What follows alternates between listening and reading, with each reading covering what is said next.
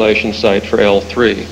When we initially started this, we felt that all of these sites indicated on our man over here were provisional. After a number of years of using these sites, we have yet to find any compelling evidence to move us away from any of these sites to another area that would be more uniquely associated with the nerve roots so indicated here. We also chose to establish our normative data on the even-numbered thoracic roots in the belief that the thoracic dermatomes overlapped extensively enough that we probably would not be able to distinguish things at a single segmental level. And I believe that is probably true. We have a limited number of evidence now from patients with thoracic nerve root transections observed, usually personally by myself in the operating room, so that I know not only that they were transected, but also precisely what level they were transected. These are a limited number of patients, so we're talking mostly of Ns of 1 here. But we have a patient with a single root level that we were not able to detect with dermatomal studies subsequent to the transection. We have a second patient that had 2 consecutive nerve roots transected, and we were able to detect a band of skin along the thoracic region that was unable to elicit a dermatomal SEP. So the conclusion that we can detect a single level here, I don't think so. I do feel that we can detect 2 consecutive levels of involvement.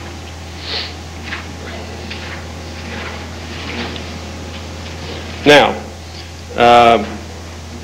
let me add just a couple of other comments about stimulation.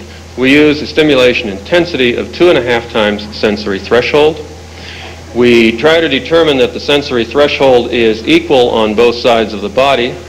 If it is not equal, it's a matter of whether 2.5 times the highest is tolerable to the patient, and very often that is not true. And so we then will establish 2.5 times the threshold of the side with the lowest threshold. Most often patients have a fairly consistent sensory threshold from side to side and from level to level, but occasionally these variances do exist, and we have to deal with them as best one can. Stimulation is an electrical pulse, square wave, 0.2 milliseconds duration. Now on the recording side of things, here we go. We were aware that the data from Penfield and Jasper showed us that we have the homunculus seen here as a frontal section through the cerebral cortex of the human. This cartoon shows us that as we proceed from the midline, we find that the lower extremities have a preferential response here, that as we proceed over the lateral aspect of cerebral cortex, we move in a fairly regular fashion to the trunk, onto the hands, and then of course ultimately out to the face. If we think of our conventional recording locations that we have been told about earlier, that is CZ prime for the lower extremity or tibial nerve stimulation, C3 and C4, those locations are of course here for CZ prime, C3, C4 approximately right here. We were concerned that because of the topographic patterning of the response across postcentral gyrus, that if we kept with the midline and the lateral locations of C3 and C4 prime, that we may not be over the maximal responding area when stimulating along the trunk. And so we invoked the use of the middle position that we and others have called C1 prime and C2 prime, which is halfway between the midline and our standard C and 3 4 prime positions laterally. That is 10% of the intraoral distance lateral to the midline. Generally, we refer all of these to FZ, although if there is some peculiarity in the topography of the response across here, that is, it isn't looking, quote, normal, then we will also put into one of our channels an FZ to mastoid in order to see if, as there occasionally occurs, probably in 1 out of maybe 150 people, a very peculiar topography to the response. I'm sorry I didn't bring a slide of that with me today. I will be glad to talk about that concept if someone is interested in that at one of our breaks. It's something that one has to be aware of, that occasionally something that can look like a completely abnormal response may in fact be normal, just simply because the responding tissue is generating a resultant dipole that is not pointed towards the conventional locations. It can generate a very peculiar looking response, but if we rearrange the recording electrodes, we can see that the response in fact is there. And I'd be glad to go into that in a little more detail with some diagrams for anyone that's interested. Now, when recording these potentials, there's one other aspect that has to be brought to mind and attention kept to.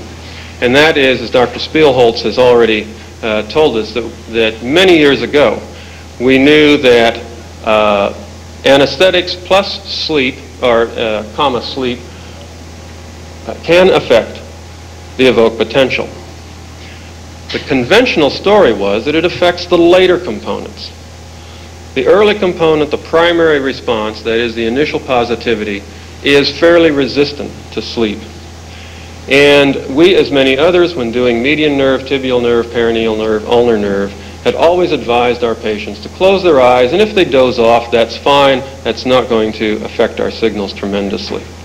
Such is not the case with a dermatomal SEP. In many people, I say many people because I mean to say not all people, but in many people, sometimes something as simple as closing the eyes can reduce the amplitude of the primary component. You notice that it doesn't necessarily reduce the entire wave. Sometimes it is just the initial component. Some patients, when falling asleep, the signal can be lost entirely. Wake them back up and it comes back immediately. We have not delved into exactly what this mechanism is. It's an empirical observation which leads to a piece of advice when doing dermatomal SEPs. Keep the patients awake.